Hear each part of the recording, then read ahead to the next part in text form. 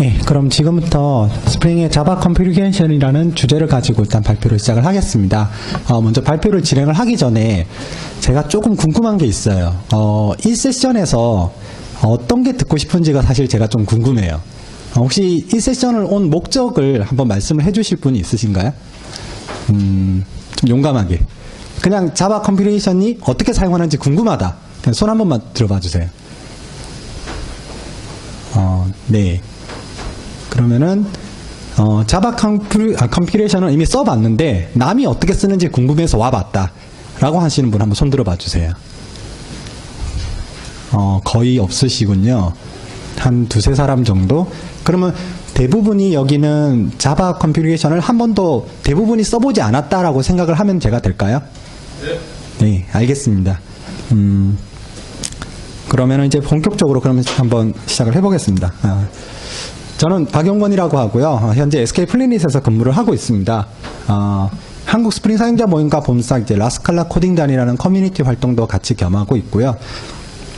여기 사진 속에 있는 이 장소는 제가 제주도에 갔을 때 사라오름이라는 곳을 가봤었어요. 예, 마침 그때 비가 좀 많이 왔던 시기여서 오름 정상에 이렇게 산정호수가 거의 물이 다리를 덮을 정도로까지 차올랐더라고요. 예, 굉장히 운치도 있고 풍경도 좋고 해서 너무 기분 좋게 다녀왔던 기억이 있어서 기회가 되면은 다들 한 번씩 가보시라는 의미에서 한번 그냥 사진을 띄워봤습니다. 잠시만요. 제가 조금만 더 조정을 할게요.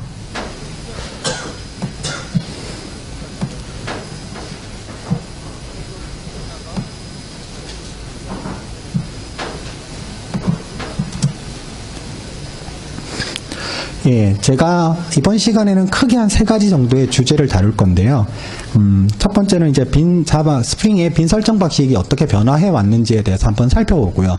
두 번째는 이제 아까 이야기했던 대로 자바 컴피그를 어떻게 빈 설정을 할 수 있을 것인가. 전체를 다 다루진 않을 거예요. 너무 광범위하기 때문에 제가 일부 요소들만 뽑아서 가능한 이런 것들은 좀 알아두면 괜찮을 것 같다라고 생각하는 것들을 주제로 뽑아놨습니다. 세 번째로는 이제 왜 자바 컴퓨레이션을 쓰면 좋은지에 대해서 제 좀 주관적인 생각이 담겨있는 내용을 풀어볼 거고요. 이런 이야기는 안 다룰 거예요. 이제 예제가 군데군데 많이 나올 텐데요. 대부분이 왜냐하면은 이제 코드가 어떻게 설정되는가를 볼 거기 때문에 예제가 상당히 많이 나오는데 거기에 나오는 예제들의 스프링 컴포넌트가 어떻게 동작해요? 이 컴포넌트는 무슨 컴포넌트예요? 이런 거는 설명하지 않을 거예요. 그냥 순수하게 설정을 어떻게 할 건가에 대해서만 다룰 겁니다. 그리고 좀 필요한 지식이 이 세션을 같이 좀 즐기시려면 좀 이런 것들이 필요해요. 최소한 스프링 2.5 버전 이상에서 개발을 좀 해봤던 경험들이 있어야 됩니다. 그렇지 않으면 이 세션에 나오는 예제 코드들이 전혀 공감이 안 가실 거예요. 왜냐하면 대부분이 어느 정도 XML 설정이나 스프링들을 써봤다라는 걸 그 기준으로 두고 자바 코드가 이렇게 설정된다라는 걸 보여드릴 거기 때문에 만약에 좀 이런 내용들의 스프링을 오늘 완전 처음 본다. 나는 이제 스프링이라는 걸 이제 처음 써볼 거야. 이제 난 몇 번밖에 안 써봐서 거의 몰라. 이런 상황이라면 사실 이 세션이 그다지 도움이 안 되실 거예요. 예, 그걸 미리 말을 해드리고 진행을 하겠습니다. 그리고 코드가 상당히 많이 나와요. 예, 아마 제가 준비한 내용의 대다수가 코드입니다. 그래서 많이 힘드실 거예요. 진짜. 저도 이걸 이렇게까지 코드를 많이 보여드리는 게 과연 의미가 있나라는 생각이 들 정도로 코드로 지금 꽉 차 있는 상황인데요. 왜냐하면 이제 말 그대로 자바 코드가 어떻게 설정되는 건지를 봐야 되기 때문에 이걸 그림으로 표현하기에는 너무 의미가 없는 것 같은 거예요. 그래서 코드가 정말 많습니다. 그러니까 정신줄 꽉 잡으시고요. 정말 코드가 많이 나옵니다. 우선 첫 번째로 빈 설정 방식이 어떻게 변화하는지에 대해서 먼저 한번 살펴보겠습니다. 스프링 애플리케이션을 개발하다 보면은 이제 빈 설정 방법을 스프링 애플리케이션 개발할 때 빈 설정 방법에서 가장 많이 사용하는 게 아마 XML일 거예요. 근데 하지만 스프링에서 이 XML로만 설정을 해라라고 강제하진 않았어요. 단지 구현체를 XML만 제공했을 뿐이지. 나머지는 원한다면 데이터베이스에 넣고 설정을 해도 되고요. 프로퍼티나 원한다면 완전히 자기만의 어떤 템플릿 언어를 만들어서 설정을 할 수도 있어요. 그 정도로 확장성이 굉장히 많이 뚫려 있는 상황이고, 하지만 우리는 그나마 XML이 괜찮을 것 같아 라고 하면서 스프링에서 제안을 했고, 아마 대다수의 스프링 애플리케이션 개발자들은 XML로 설정을 해서 사용을 하고 있을 겁니다. 그리고 초기 버전과 함께 제안이 됐고 스프링과 함께 꾸준히 이렇게 성장을 해왔기 때문에 사실 XML이 대체될 만을 할까? 뭐 굳이 XML만 있어도 충분한데 요즘에는 너무 많이 편리해 라는 의미 정도이기 때문에 그 외에는 사실 그다지 많이 나오지 않았었어요. 근데 이제 최근에 제가 소개하고자 하는 자바 컴필레이션이 최근은 아니죠. 한 2, 3년 전에 소개가 됐었고 점차 기능들이 확대가 되면서 이제는 XML을 대체할 수 있을 만큼 성장을 했어요. 이제 그런 부분들을 한번 간단히 살펴볼게요.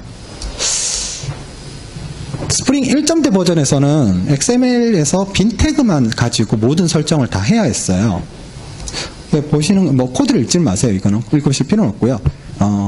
굉장히 일부의 코드들만 이런 식으로 표현을 해봤어요. 이게 대부분이 모든 게 다 빈으로 시작해서 빈으로 끝나요. 여기서는 지금 한 5-6가지의 빈이 선언이 되어 있는데요. 사실은 트랜잭셔널 애노테이션이라는 좀 익숙하시죠? 예, 그런 이런 애노테이션을 쓰기 위해서 필요한 4가지 빈조차도 직접 개발자가 다 일일이 빈 태그로 등록을 해야 했어요. 그러니까 정말 이름도 긴 이 녀석들을 어떻게 다 외워서 써야 하나요? 대부분이 다 레퍼런스에 막 이렇게 복사 붙이기 하면서 썼죠. 예, 그러다가 이런 말이 나오죠. XML 헬이다. 이건 뭐냐 도대체. 이걸 쓰라고 만든 거냐 라는 소리까지 막 많이 나왔었어요. 사실은 저는 1.0 버전을 안 써봐서 잘은 모르겠지만 소문은 참 이렇게 많이 돌았습니다. 그러다가 2.0 버전이 나오면서 XML 스키마 기반으로 설정 방식이 제공이 되기 시작합니다. 어떤 거냐면은 익숙하죠. TX 애노테이션 드립이라는 요 스키마 네임스페이스에 태그를 하나를 딱 선언을 하게 되면은 아까와 똑같이 필요한 4개의 빈들이 자동으로 짜자자작 하고 올라갑니다. 굉장히 많이 편리해졌죠. 그리고 어트리뷰트를 이용해서 속성 값들을 변경하면은 약간의 옵션들조차도 조정을 할 수 있습니다. 한 줄의 XML 전용 태그로 굉장히 편리하게 등록할 수 있도록 바뀐 겁니다. 2.5 버전 때에 들어오면서 애노테이션 기반으로 설정을 할 수 있는 방법이 제공이 됩니다. 어떤 거냐면은 서비스 애노테이션이나 리파지토리 애노테이션 이런 애노테이션들을 사용할 빈의 클래스 타입으로 선언을 하고요.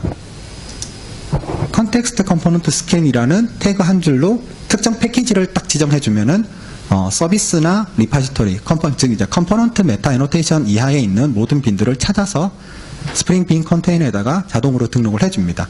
그러니까 과거 이제 일일이 빈 태그를 하나하나 등록하던 시기가 이제부터는 없어지는 거죠. 2.5 버전부터는 모든 게 대다수의 설정들이 애노테이션과 몇 가지 전용 태그만으로 동작을 하도록 바뀌게 된 겁니다.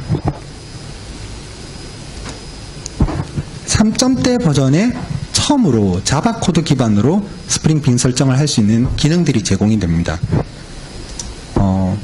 간단한데요. 몇 가지 애노테이션과 순수하게 그냥 자바 코드로 설정을 하는 거예요. 설정을 할 수 있게 되는데요. 여기 이제 3.0 버전에서는 좀 많이 큰 문제가 있었어요. 이름이 약간 익숙하시죠? 트랜잭셔널 애노테이션을 또 쓰기 위해서 또 일일이 빈을 하나하나 또 등록을 하고 있는 거예요. 물론 이제 XML이랑 자바 코드랑 섞어서 쓸 수 있기 때문에 뭐 필요한 거는 XML 전용 태그 필요한 거는 XML에 두고 자바 빈만 여기에 두고 쓰자라는 형태도 제한이 되긴 했는데 사실상 XML 설정과 자바 코드 설정을 2개로 나눠 놓고 이걸 왔다 갔다 거리면서 본다라는 게 부담스럽죠. 많이 부담스럽습니다. 그래서 이걸 쓰라고 만든 거야 라는 소리가 또다시 나오죠. 과거 1.0 버전에서 모든 걸 다 선언했던 어떤 과거의 악몽이 다시 재림되는 것 같아요. 그래서 스프링에서 한 가지 굉장히 특별한 무언가를 내놓습니다. 스프링의 네임스페이스, XML 네임스페이스들을 대체할 수 있을 자바 코드 설정을 제공을 해주마 라고 하면서 제공을 해주는데요. 그게 바로 이제 enabled 뭐로 이제 시작을 하는 다양한 애노테이션, 한 10여 가지 애노테이션들이 제공이 돼요.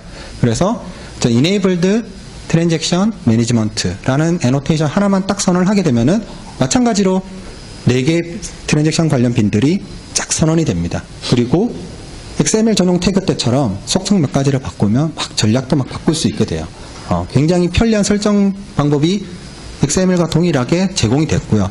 여기에 더 나아가서 무언가를 제공을 해줍니다. 그게 사실은 자바 컨피그레이션을 왜 써야 하느냐에 대해서 제가 생각하는 가장 괜찮은 이유라고 생각되는데요. 그건 마지막에 제가 한번 이야기를 해드릴게요. 예, 이렇게 이제 이네이블드로 시작하는 다양한 애노테이션들로 이제 제공이 되면서 이제는 XML이 없어도 될 것 같아요. 이제 전혀 제가 현재 지금 XML 없이 스프링 애플리케이션을 개발한 지 1년이 됐어요. 예, 정말 그동안 XML 한 번도 만진 적이 없어요. 예, 그 정도로 순수하게 자바 코드만으로 모든 걸 다 해결할 수 있습니다. 그리고 더 편리해요. 저한테는 편리해요. 그리고 제 팀한테 물어보니까 불편하대요. 그거는 약간의 개인의 기호도 있는 것 같아요. 예, 그리고 이제 스프링의 하이 프로젝트에서도 점점 이제 이네이블드로 시작하는 자바 컨피그레이션 설정 방법들이 추가되기 시작했어요. 최근에는 이제 스프링 시큐리티에서도 자바 코드 기반으로 설정할 수 있고요. 스프링 배치도 자바 코드 기반으로 설정할 수 있는 방법들이 제공되기 시작했어요. 그리고 스프링 부트라는 거 혹시 들어보셨나요? 들어보신 분? 몇 분 계시군요. 예. 이번 스프링 IO에서 올해 이제 10월에 열렸던 스프링 IO에서 소개가 된 프로젝트인데요. 밑에 Enabled Auto Configuration이라고 되어 있죠.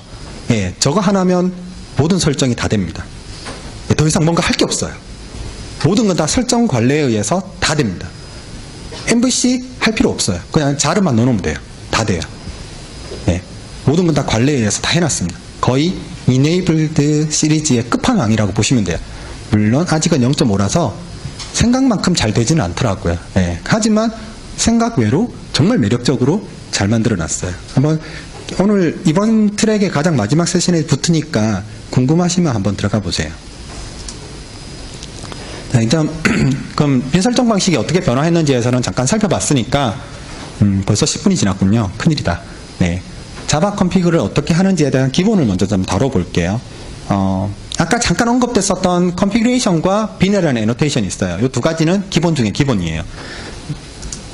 컨피그레이션 애노테이션을 클래스 타입에 선언을 하게 되면은 스프링이 이 클래스는 빈 설정이 담겨 있는 클래스구나 라고 이해를 해요. 내가 컨피그레이션이 안 붙어 있으면은 이게 빈 설정이 담겨 있는 빈 클래스라는 걸로 인식을 안 해요. 그러니까 굉장히 중요해요. 일단 시작은 컨피그레이션으로 무조건 시작을 하시고요.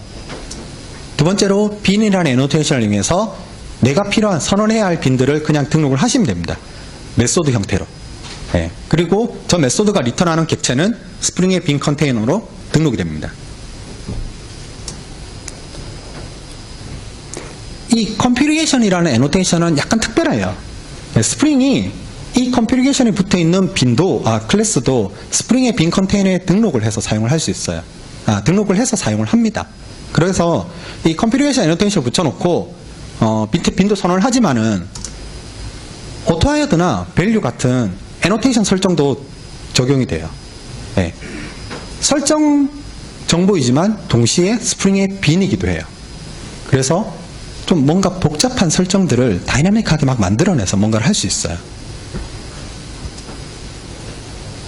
이제 조금 속도를 낼게요. 많이 빠르지만은 지금 준비한 내용이 작지가 않아서, 예, 어차피 제가 장표는 나중에 다 공유를 해드릴 테니까요. 한번 보시면 될 것 같아요.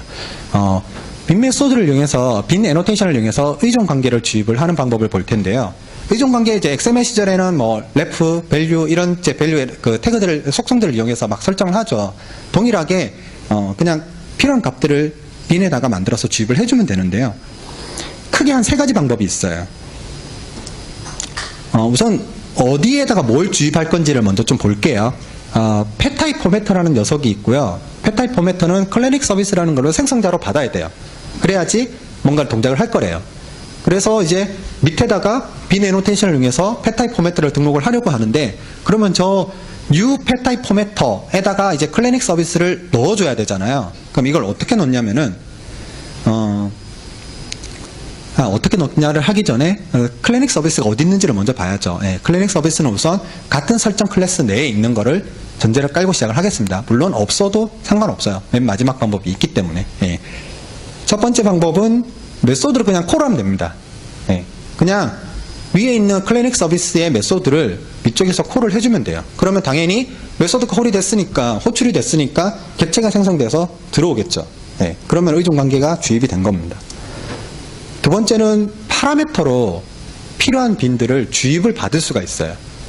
별도의 그냥 아무런 설정 없이 빈 선언을 해놓은 메소드에다가 내가 필요한 인자들을 선언을 해두면은 스프링이 이 빈 메소드를 콜하면서 호출하면서 얘가 이거 필요하네? 그러면은 그런 것들을 스프링 빈 컨테이너에서 찾아서 넣어줍니다. 그러면 넘겨받은 클래닉 서비스를 그냥 주입을 해주면 됩니다. 예. 마지막으로 스프링 컨피규레이션 애노테이션을 적극적으로 재사용하는 거죠. 컨피규레이션 애노테이션을 이용했을 때 똑같이 오토헤드나 밸류와 같은 애노테이션을 사용해서 주입을 받을 수 있다고 했잖아요. 그런 받은 주입된 빈을 이용해서 그냥 밑쪽에다가 넣어주면 됩니다. 예, 사실 별다른 설정 클래스들로 다 나눠져 있으면은 아마도 이 방법을 사용을 하겠죠. 예. 그 외에 이제 같은 클래스 내에 있다면은 좀 더 편리한 걸 쓰면 될 겁니다. 근데 여기서 말을 해드리지 않을 거지만 사실은 이 관계가 조금 복잡해요. 만약에 메소드를 직접 콜하거나 또는 이제 이런 오토헤드를 이용해서 어떤 빈을 주입받아서 사용할 때는 사실 좀 주의가 필요해요. 왜냐하면은 이 설정 클래스라는 게 스프링 애플리케이션에 딱 올라가면서 모든 걸 다 읽어서 막 파싱해가지고 뭘 하는 게 아니라 스프링 컨테이너가 이미 생성된 상황에서 이 컨피그레이션이 붙어있는 빈을 찾아서 필요한 빈들을 막 만들어내는 거거든요. 그러니까 즉 빈 팩토리 포스트 프로세스에 의해서 동작하도록 되어 있어요. 스프링의 전체 빈 팩토리 라이프 사이클을 제대로 이해하고 쓰지 않으면 갑자기 제가 널이 들어온다거나 생각지도 않은 이상한 녀석이 들어올 수 있어요. 물론 타입이 안 맞으면 뱉어내겠지만 타입만 맞으면 뭐든지 들어올 수도 있다는 소리예요. 예, 그래서 자바 코드 기반으로 설정을 할 때는 내가 이 빈 라이프 사이클이 어떻게 동작하는지를 좀 잘 알고 있어야 될 필요가 있습니다. 그리고 마지막으로 아까 3.1 버전에 나왔던 XML 네임스페이스들을 대처하는 애노테이션들을 어떻게 쓸 거냐에 대해서 그냥 쭉 파악을 하면 돼요. 얘들은 스프링 레퍼런스 문서에 워낙 잘 나와 있기 때문에 그냥 이 네임스페이스가 어떤 애노테이션으로 매핑이 된다 라는 것 정도만 그냥 레퍼런스를 보고 한번 보시면 될 것 같아요. 아마 대부분이 어렵지 않게 이해를 하실 수 있을 거예요. 이제 본격적으로 이제 예제들이 막 나올 거예요. 네, 나올 건데 한번 같이 보시죠. 3.0 때부터 이미 제공이 되던 애노테이션인데요. 빈 설정 클래스들끼리 서로 임포트라는 애노테이션으로 불러다가 사용을 할 수 있어요. 이거는 뭐 XML에서 임포트 태그를 쓰는 것과 동일합니다. 그냥 임포트 애노테이션을 이용해서 필요한 빈 클래스들을 불러다가 쓰면 된다라는 것 정도로 이해를 하시면 될 것 같아요. 컴포넌트 스캔이라는 애노테이션을 사용하면은 XML 시절에 컨텍스트 컴포넌트 스캔이라는 네임스페이스 태그와 동일한 기능을 수행을 해줍니다. 그리고 뭐 코드 속을 보시면은 아시겠지만 필요한 속성들을 애노테이션의 속성으로 그냥 넘겨주시면 돼요. 저런 식으로. 예. 아마 대부분의 속성들이 거의 동일하게 제공이 될 겁니다. 그 외에 부분은 조금 이따가 설명을 해드릴게요. 혹시 뒤쪽에 코드 잘 보이시나요? 제가 최대한 폰트를 크게 키웠는데 네.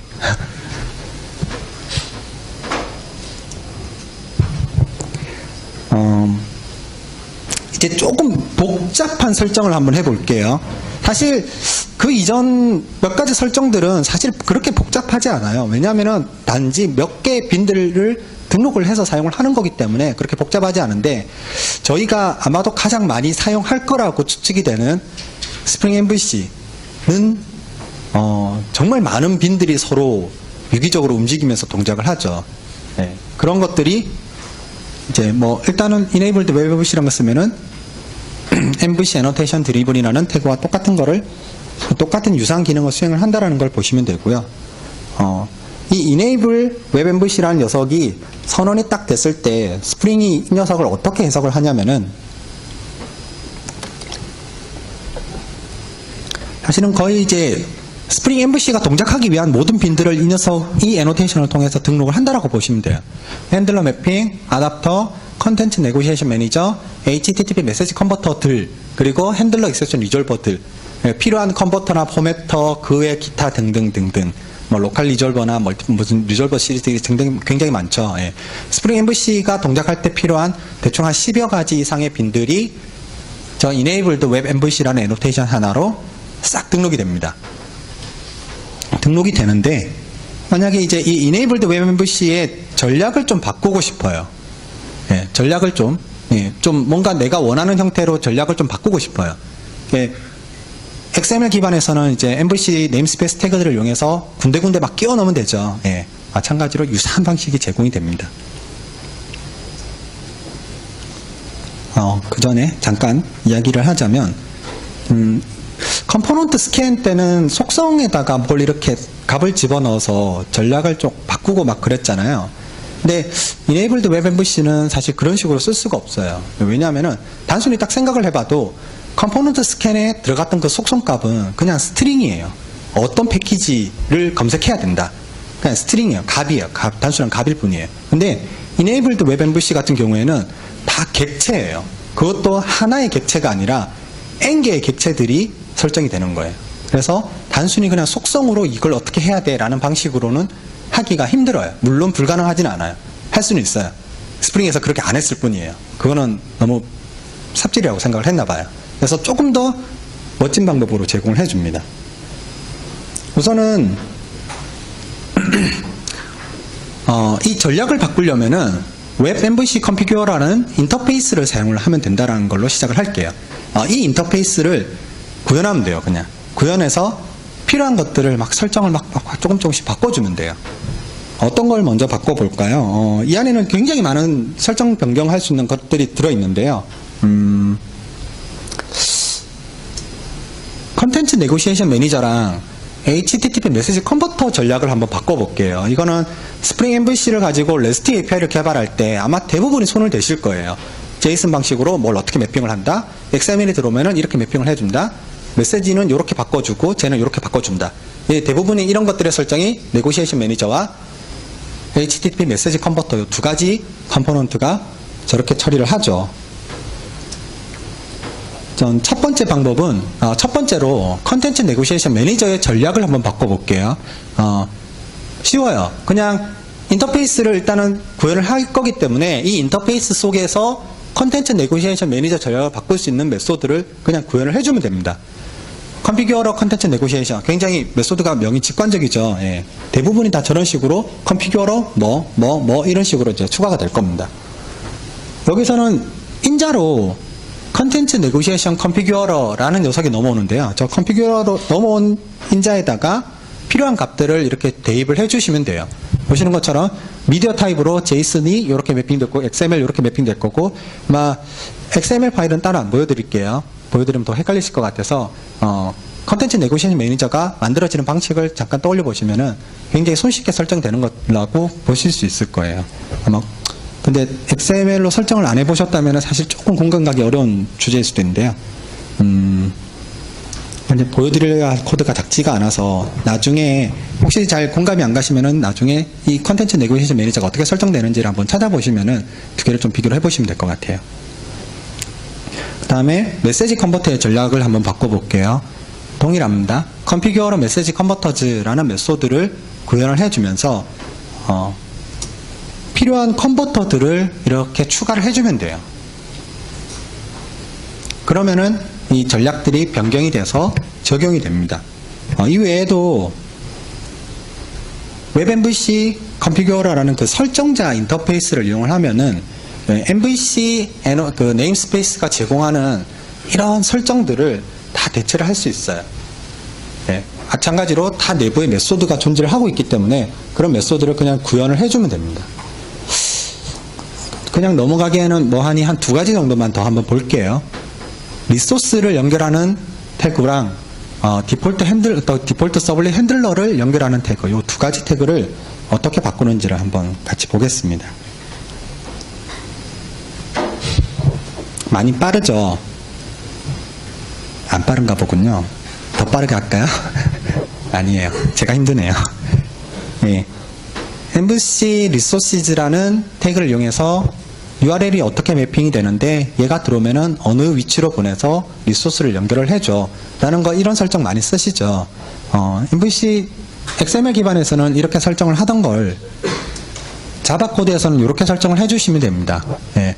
리소스 핸들러를 추가를 할 거야 라고 알려주면서 리소스 핸들러 레지스트리라는 저 인자를 가지고 필요한 리소스 핸들러의 위치와 이제 패스를 추가를 해주시면 돼요. 네, 다 일종의 빌더 형식으로 되어 있기 때문에 체이닝 메소드로 다 이렇게 값이 들어옵니다. 생성되어 있는 핸들러들이. 네, 그런 식으로 들어온 것, 값들을 연결 지어서 이제 필요한 설정들을 추가를 해주시면 돼요. 이어서 디폴트 서블렛 핸들러가 어떻게 활성화되느냐. XML에서는 하단에 태그 하나면은 활성화되죠. 네, 자바 코드 기반에서도 이제 저 컨피규어러 디폴트 서블렛 핸들링을 구현을 해서 컨피규어러에 활성화를 시켜라 라는 메소드 하나만 호출을 딱 해주시면은 동일한 기능을 수행을 한다라고 볼 수 있어요. 사실 코드가 간결해진다라는 느낌은 없어요. 근데 코드를 읽을 수 있다라는 느낌은 있어요. 예. XML 기반에서는 그냥 태그 하나 했네 라는 느낌이라면 자바 코드에서는 아 쟤를 활성화를 하는구나 라고 코드를 읽을 수 있는 그런 장점이 있는 것 같아요. 이렇게 이제 컨피규어러라는 녀석으로 존재하는 녀석들이 꽤 많아요. 예, 이런 방식으로 설정하는 거를 컨피규어러 패턴이라고 부른대요. 실제 디자인 패턴에 존재하는 패턴이고요. 스프링에서 이 패턴을 적극적으로 사용해서 설정을 할 때 적용을 한 겁니다. 설정자에는 꽤 몇 가지가 있어요. 트랜잭션을 설정할 때 필요한 컨피규어러, 캐싱, 어싱크, 스케줄링. 이 외에도 몇 가지 설정자들이 존재를 하고 있어요. 사실 이전에 컨텐츠 네고시에이션이나 메시지 컨버터를 할 때도 무슨 컨피규어러라는 녀석이 인자로 넘어왔죠. 예. 그런 식으로 설정을 하는 설정자들이 다 위임 방식으로 막 서로 통신하면서 컴포넌트의 모든 설정이 막 서로 막 조립되어 나가는 방식이에요. 그래서 이해하기가 굉장히 어려우기도 하지만 코드를 읽어 나가는 그런 설정 방식이 XML에 비하면은 훨씬 더 읽기가 쉬워요. XML에서는 태그를 다 따로 선언하는 느낌이라면, 말 그대로 문서를 작성하는 느낌이라면은 자바 코드에서는 설정을 조립해 나간다라는 느낌이 있어요. 그래서 좀 더 컴포넌트들이 어떻게 연결된다라는 것들을 이해하기가 쉬워요. 물론 공감이 안 가실 수도 있어요. 이거는 제 생각이고요. 이런 것들은 사실 레퍼런스 문서에는 생각만큼 잘 안 나와 있어요. 정말 생각으로 좀 레퍼런스 문서가 많이 불친절해요. 스프링답지 않은 것 같아요, 이거는. 네. 왜 그런지는 잘 모르겠는데, 레퍼런스 문서는 좀 부실한데, API 문서를 보세요. 자바독. 네. 자바독 문서를 보시면은, 이네이블드 MVC, 이네이블드와 관련된 애노테이션들에 관련된 자바독을 찾아보시면, 이 이네이블드가 어떤 컨피그랑 관리했고, 얘가 무슨 일들을 해주고 있으며, 이렇게 설정하면은 네가 원하는 걸 할 수 있어 라면서 꽤나 친절하게 가르쳐 줍니다. 저 같은 경우에는 그냥 대부분 웨이븐이나 뭐 이런 빌드 툴 사용하시죠. 예. 그러면 소스 코드 바로 다이브에 들어갈 수 있잖아요. 저는 이제 보통 그냥 코드로 파고 들어가서 이게 어떤 설정들이랑 연관되어 있는지를 보는 편이에요. 예. 그렇게 보시면 대부분이 자바 독에 굉장히 좀 친절하게 설명이 되어 있는 편입니다. 레퍼런스 문서는 불친절해요. 예. 레퍼런스 문서 보시고 어떤 게 연결되어 있는지만 보신 다음에 그걸 어떻게 사용하는지는 API 문서를 보시면 될 것 같아요. 이 프로파일이라는 애노테이션을 사용을 하면은 혹시 지금도 프로파일이라는 그 기능을 사용을 하시는 분이 있으신가요? 스프링에? 개발 환경, 뭐 테스트 환경, 운영 환경 이런 식으로 서버 분들이 많이 있잖아요. 이런 서버 분들에 따라서 설정 정보들이 다 달라지죠. 대부분이 아마 그렇게 운영을 하실 거예요. 이걸 그냥 이제 빌드 도구에서 하시는지 아니면은 스프링의 프로파일 기능을 사용을 하시는지. 프로파일 기능 쓰시는 분 있으신가요? 몇몇 분 계시군요. 대부분이 손으로 하시나요? 못 들었어요. 아, 네, 그렇죠. 죄송해요. 예, 사실 상황에 따라서 달라지는 면이 확실히 있습니다. 예, 저 같은 경우에는 프로파일 기능을 좀 적극적으로 사용을 하는 편이고요. 예, 왜냐하면 이제 이런 프로파일들이 처음에는 저도 이제 다 환경에 맞춰서 분리를 해서 그냥 분리시켜서 다 사용을 했는데 이게 전체 환경을 다 설정 정보를 한눈에 보기에는 의외로 좀 좋지 않은 것 같더라고요. 그래서 설정 정보들을 이제 한 군데 몰아두고 프로파일에 따라서 빈 컨텍스트가 이렇게 조립이 되는 형태로 요즘은 자주 쓰는 편입니다. 일단 그럴 때 이제 어떻게 자바 코드를 이용해서 설정하는지를 한번 볼게요. 보시는 것처럼 데이터 액세스 컨피그라는 설정 클래스는 JPA 컨피그라는 녀석과 JDBC 컨피그라는 녀석 이 두 가지 설정 클래스를 임포트를 해오고 있어요. JPA도 사용하고 JDBC도 사용하느냐? 그건 아니에요. 프로파일에 따라서 전략을 선택을 할 겁니다. 이 데이터 액세스 컨피그라는 클래스 안에 가면은 한 스태틱 메소드를 한 4가지 빈 설정 클래스들이 쭉 선언되어 있어요. 그래서 JPA 설정, JPA 리파지토리, 스프링 데이터 JPA의 리파지토리, 그리고 JDBC 설정, 이렇게 한 4가지 정도의 설정 빈들이 있는데요. 분명히 아까 임포트를 받았던 거는 JPA 설정과 JDBC 설정, 이렇게 2가지 설정만 임포트를 받고 있었거든요. 그러면 나머지 2개는 어디 갔느냐? JPA 컨피그가 들고 있어요. 이런 식으로 이제 설정들을 약간 모듈화 시키면서 서로가 서로를 이렇게 연계시키고 분리고 하는 형태로 재조립을 할 수도 있고 합칠 수도 있고 분리를 시킬 수도 있어요. 이렇게 하면서 여기에 4가지 설정 클래스에다가 프로파일을 붙여놨어요. 프로파일 애노테이션이고요. 프로파일즈라는 곳 상수 클래스에다가 JPA, 스프링 데이터 JPA, JPA 뭐 이런 이제 JDBC 이런 것들을 선언을 해놨어요. 그래서 저 프로파일이라는 거는 N개를 가질 수 있거든요. 그래서 필요한 프로파일들을 탁 던져주면은 거기에 필요한 빈들이 싹 조립이 돼요. 상수는 그냥 스트링 클래스로 이렇게 작성이 되게 되어 있고요. 프로파일은 보통 이런 식으로 활성화를 시킵니다. 물론 이제 저 같은 경우는 직접적으로 이렇게 코드로 활성화를 시키는 편이고요. 뭐 저희 회사의 다른 팀들 같은 경우에는 WAS에다가 프로파일을 다 지정을 해두고 배포를 하시는 곳도 있고, 또 어느 팀이더라? 어떤 팀은 JNDR을 가지고 이렇게 바라보면서 다 바꾸는 곳도 있더라고요. 뭐 프로파일을 활성화시키는 거야.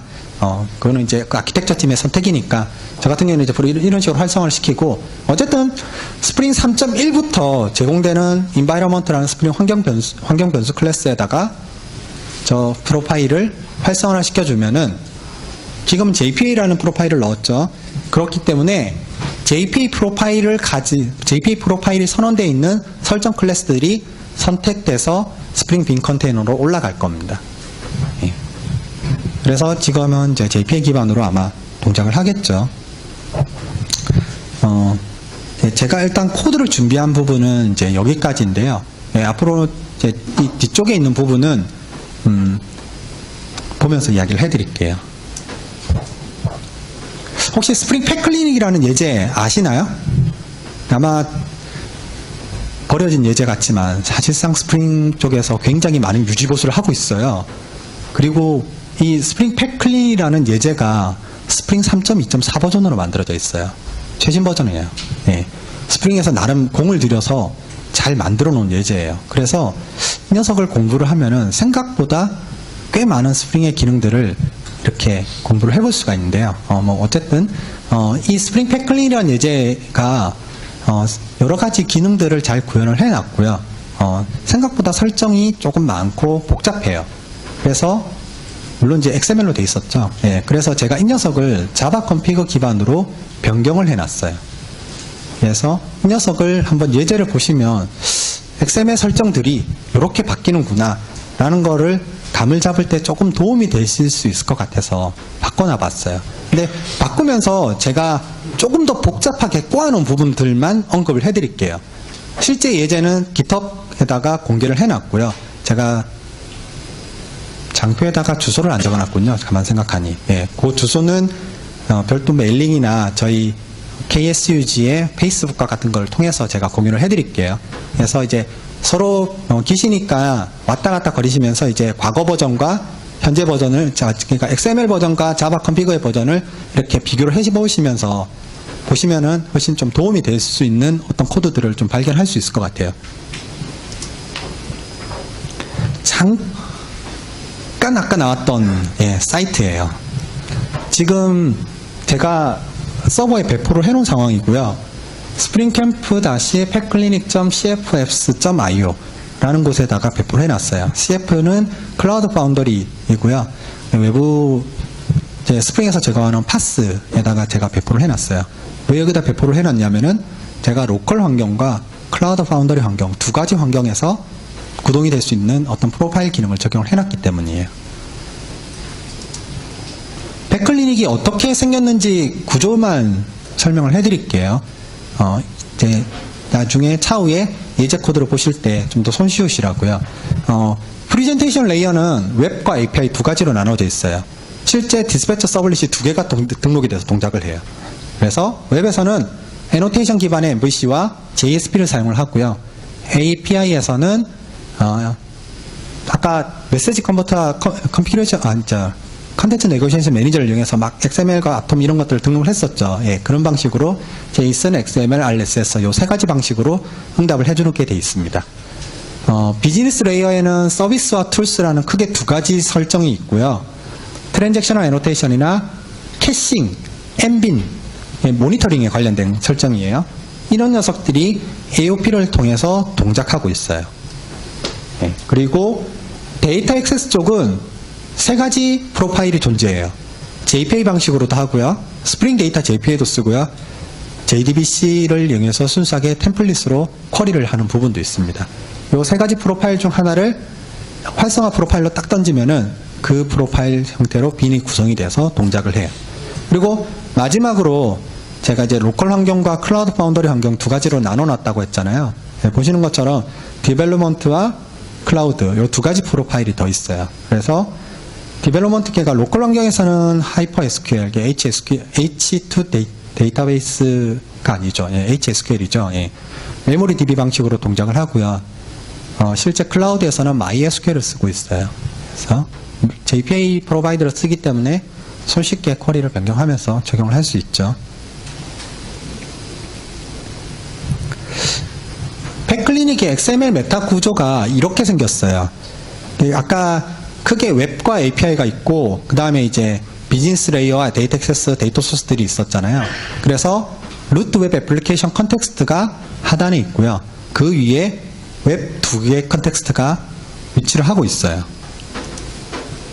XML 설정은 이렇게 되어 있습니다. MVC 웹 컨피그 MVC 웹 컨피그, MVC API 컨피그 이 두 가지 XML 버전에서는 존재하고 있고요. 루트 컨텍스트에서는 비즈니스, 데이터 액세스, 툴, 데이터 소스 이렇게 네 가지 설정, 총 6개의 설정 파일들이 존재하고 있어요. 그래서 제가 이 녀석들을 그냥 다 1대1로 매핑 시켜놨어요. 조금 보시기 편하실 것 같아서 이름도 똑같아요. 네, 그냥 1대1로 자바 설정 클래스로 쭉 매핑을 시켜놨습니다. 위치는 이렇게 돼 있어요. 원래는 리소스 밑에 있던 XML 설정들을 자바 클래스 위치로 다 이동을 시켜놨어요.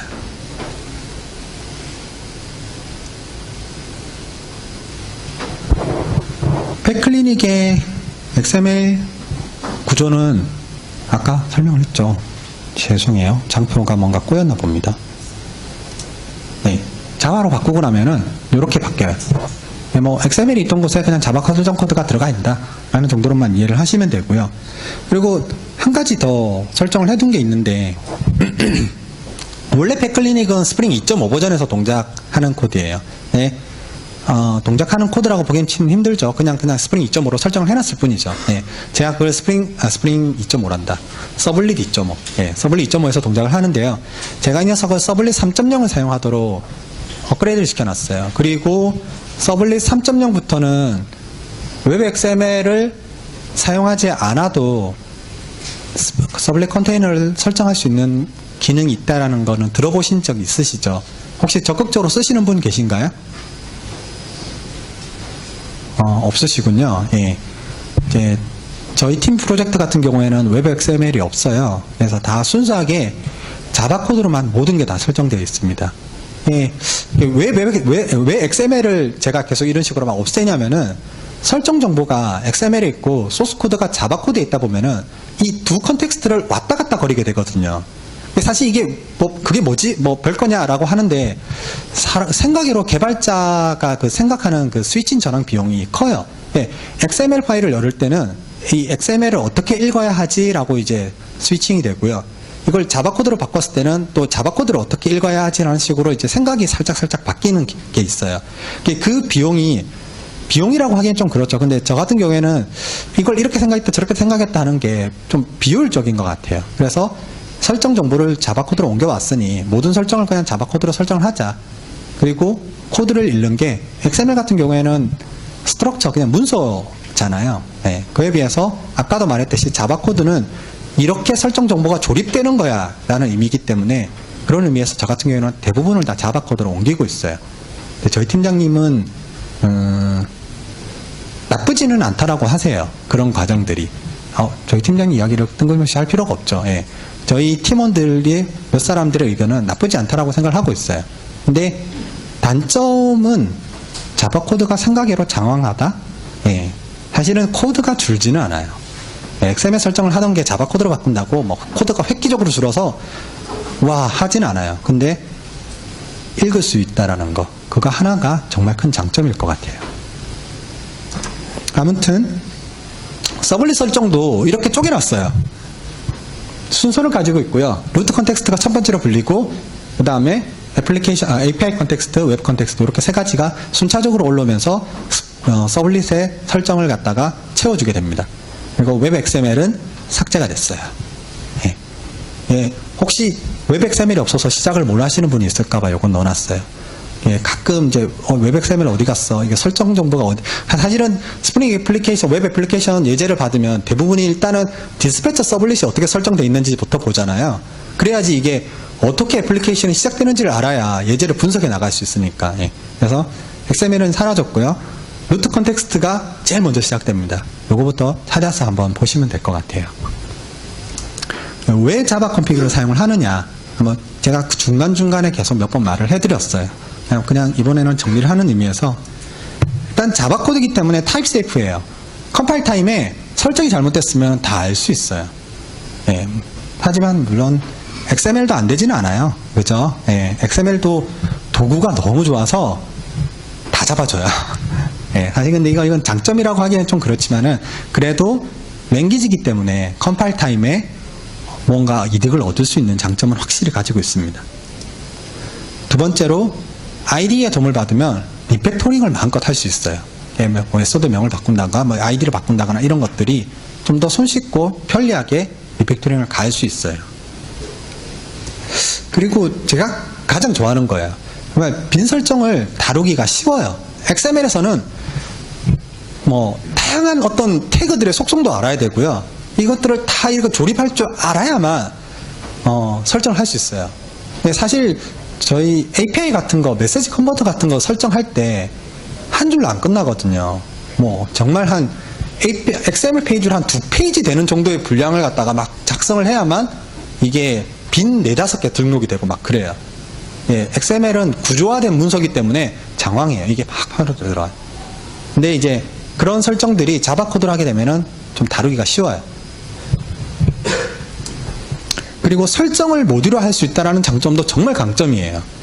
enabled 하나로 설정이 모듈화 된 거죠.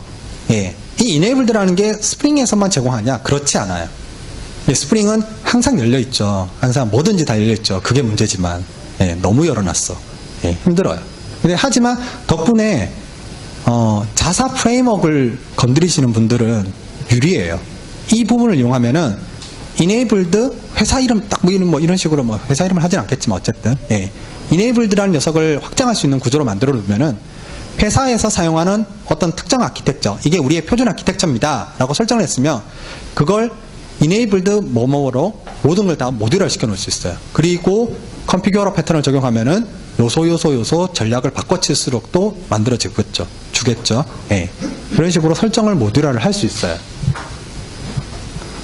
그리고 읽기가 쉬워요. 우리는 자바 프로그램이기 때문에 자바 코드가 훨씬 더 익숙합니다. 마찬가지로 자바 프로그램이기 때문에 쓰기도 쉬워요. 시간이 다 됐네요. 이제 마지막 장입니다. 제가 뭐지? 네. 좋은지는 모르겠어요. 이게 약간 긱스러운 느낌? 네. 하지만 이제 굉장히 좀 기념품이 될 만한 티인 것 같은데요. 퀴즈를 낼게요. 되겠습니다. 아까 제가 이네블드의 끝판왕이라면서 뭔가 하나 소개해드렸죠. 네. 네, 맞습니다. 좀 이따 이거 받아가시고요. 스프링 부트예요. 예.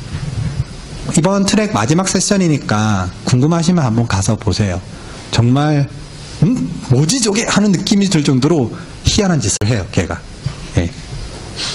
Q&A는 제 시간이 다 돼서 안 되고요. 예, 이번 시간 마치고요. 힘드시죠? 예, 코드가 너무 많아서 나중에 한번 이제 예제 코드 같은 걸로 한번 씹어보면서 자바 설정을 하는데 좀 많은 도움이 됐으면 좋겠습니다. 예, 수고하셨습니다.